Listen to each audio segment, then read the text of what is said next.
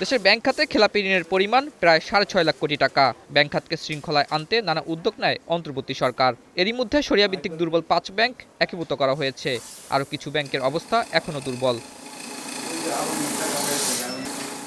যদিও ব্যাংকিং অ্যালমানাকের প্রকাশনা অনুষ্ঠানে অর্থ উপদেষ্টা বলেন, ব্যাংক খাত এখন অনেকটা স্থিতিশীল, তবে ঋণের সুদ হার এখনই কমানো কঠিন বলে জানান তিনি।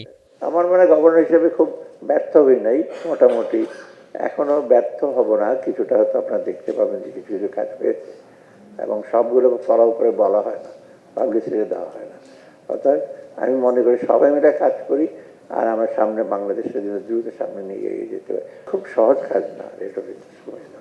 এইখানে আপনার ব্যাংকের রেটের সাথে ট্রেজারি বিলের রেট আছে, ইয়ের রেট আছে, এগুলো চট করে একদিকে কমে দিকে আরেক দিকে, এটা বেলুনের মতো আপনি চাপ দিলে আরেকদিকে ফুলে যাবে, আলটিমেটলি ফেটেই যাবে। অতএব একটু কনসিস্টেন্সি লাগে। তো ইন্টারেস্ট যে কমে নেয় তা না, ট্রেজারি বিল তো কমে গেছে, ওতে 12 ছিল 10 না, তার ট্রেজারি বিল কেনে তা কমছে তো। এ সময় মূল্যস্ফীতি প্রসঙ্গে অর্থ উপদেষ্টা বলেন, সরকারের একার পক্ষে মূল্যস্ফীতি নিয়ন্ত্রণ করা সম্ভব নয়।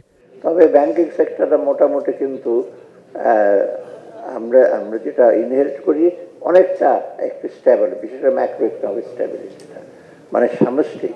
এখন যদি আপনি দেখেন ইনফ্লেশন বেড়ে গেছে, 0.25 বেড়ে গেছে, ইনফ্লেশনটা খুব সেন্সিটিভ জিনিস আগে, কিন্তু ইনফ্লেশন কিন্তু শুধু monetary policy, bank rate, policy rate বাড়িয়ে কন্ট্রোল করা যায় না, আর সাপ্লাই দিয়ে অনেক সময় কন্ট্রোল। আমি সেজন্য সবসময় বলি inflation is a political dimension.